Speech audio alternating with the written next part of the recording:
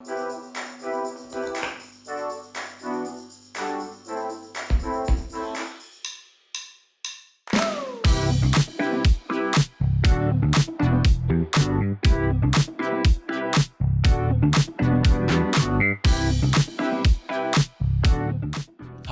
my name's Tristan Petrash. So recently, one of my amazingly awesome monthly donors, Ben Eastman, requested that I do Filipino Spring Rolls, or Lumpia. So today we'll be making my version of Lumpia, along with my absolute favorite spring roll dip sauce of all time. To start, we're gonna thinly slice some green onions. Now, if you don't feel like slicing things and want this to be even easier, you can absolutely just toss all of the veg into a food processor, and that would be totally fine.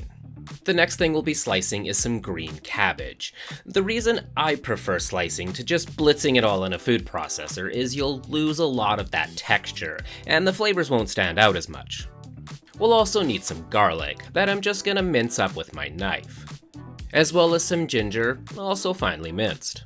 Now, as far as fillings go, there is no right or wrong way to make lumpia, with cabbage, onion, and carrot being the most commonly used. But for me, my way to incorporate all of those ingredients, while also punching up that umami factor, is by using, you guessed it, kimchi.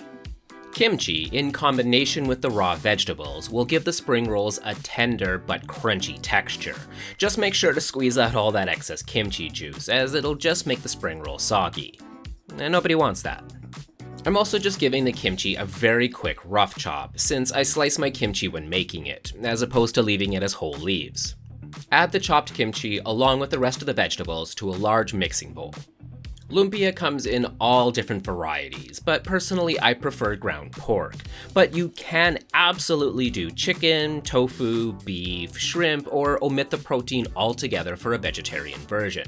However you'd like them. You do you. Then season generously with kosher salt, white pepper, freshly cracked black pepper works fine too, and a little bit of soy sauce. Lastly, 1 egg to bind it all together and keep the filling tender and juicy. Slap on a glove and give it a really good mix, making sure everything is fully incorporated. Then allow it to firm up in the fridge for at least 20 minutes or so. The next thing we'll make is my all-time favorite spring roll dipping sauce. So in a small bowl, combine Sambel Olek, which is just a type of chili paste. It's a relatively common ingredient in most grocery stores and doesn't have a ton of heat to it. Some grated or minced garlic, a good amount of sugar, rice vinegar, white distilled vinegar, and a small amount of water. Give everything a good mix and set aside. Alright, so let's talk wrappers. You can use lumpia-specific wrappers, but basic spring roll wraps will be much easier to find, though you may have to go to an Asian grocer to grab them. But if you're unable to get your hands on either, as a last resort, egg roll wraps will work too. Now, I'm sure there's already people swearing at me for even suggesting that, since they're much thicker and a bit different than spring roll wraps. But here's the thing. Who the f cares? At the end of the day, as long as you're stepping out of your comfort zone and trying something new, that's really all that matters. Now, spring roll wraps are pretty paper thin, borderline transparent, so you want to be really careful when peeling them apart. They don't tear super easily, but they do tear easily. So to avoid that, simply grab the wrap close to where it's still attached when pulling. As with most things, there are different ways to fill and roll lumpia, but as usual, I'll just be showing you how I do mine. Lay the wrap so it forms a diamond shape, then place roughly 2 tablespoons worth of filling, halfway between the center and the point. Then using the spoon, shape it into a flat rectangle. Starting with just the tip, fold over the filling and tuck the wrap in. Then roll about halfway. Fold over the side so it looks like an envelope, and brush the other end with a small amount of the beaten egg wash and continue rolling until it's closed, brushing the outside seam with a bit more egg wash to seal it. If you've ever made a burrito or any kind of wrap before, it's essentially the same process. To finish them, place a large heavy bottom pot over medium-high heat and fill with 3 to 4 inches of a neutral oil, like canola. When the oil reaches a temperature of 325 degrees Fahrenheit, carefully add the lumpia. To make sure they stay crispy and brown evenly, keep them moving frequently.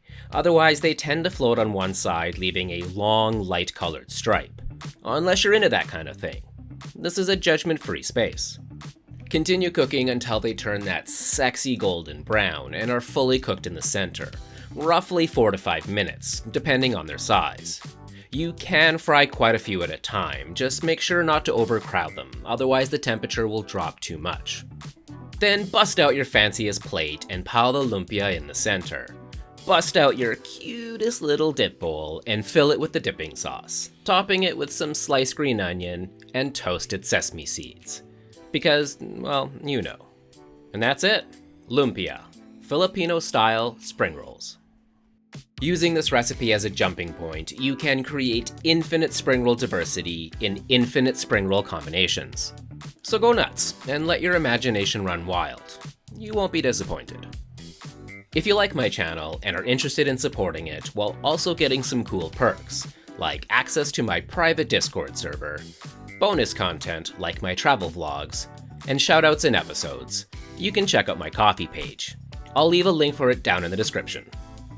And hey, if you've made it this far, consider liking and subscribing. They're the easiest and quickest ways to support the channel and help it reach a wider audience.